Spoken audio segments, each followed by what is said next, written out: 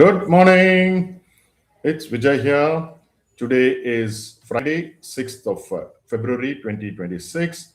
Today is also the RBI decision day, and today is a day when you'll be expecting great amount of volatility because what happened yesterday? Yesterday, all the asset classes across the globe decided we will all fall down together. It was somewhat of a concentrated, targeted selling across all asset classes, and there are a lot of panic in the street. It is not only in precious metals, base metals, equities, globe, and bonds. Everything went for a very, very big toss. The yields fell on 10-year. And if you really look at what happened yesterday, was there was no really any news which was supposed to be affecting the markets. Many a times, not many a times, occasionally these kind of things happen. When global selling happens, nobody knows what is the reason, but everybody tries to find a reason. Having been more than 35 years in the market, I have noticed that really there is sometimes no reason. It is like, suddenly your wife gets angry with you.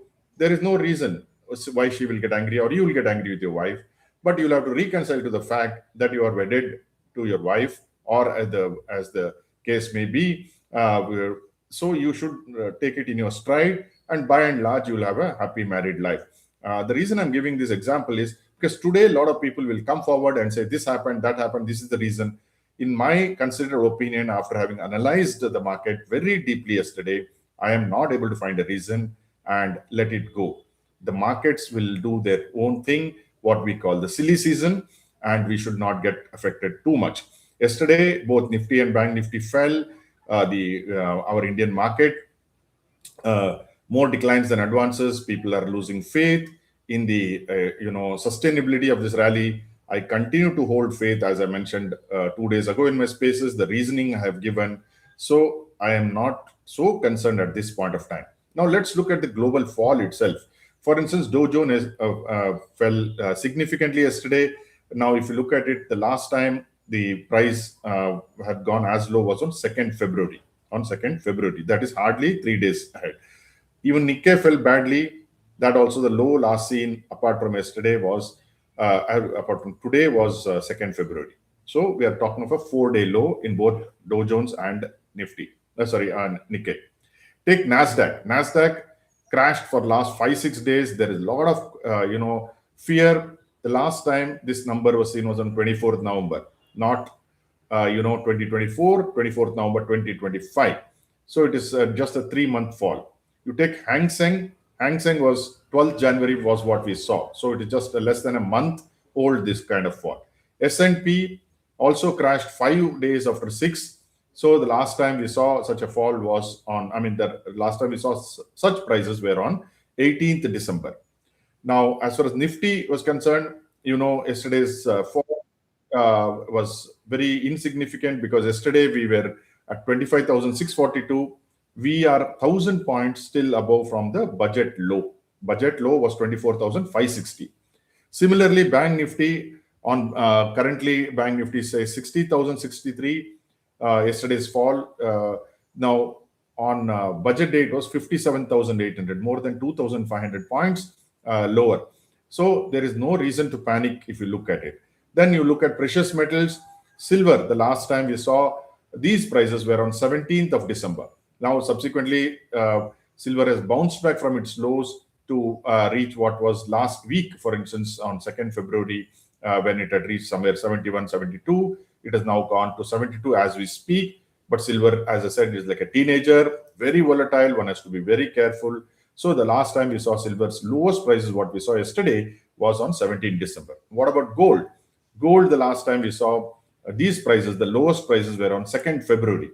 So if you really look at it, what we thought a horrendous fall is really, if you look at it in context, and context matters, because there is no point in panicking or no point in getting euphoric when the prices go up or prices go down.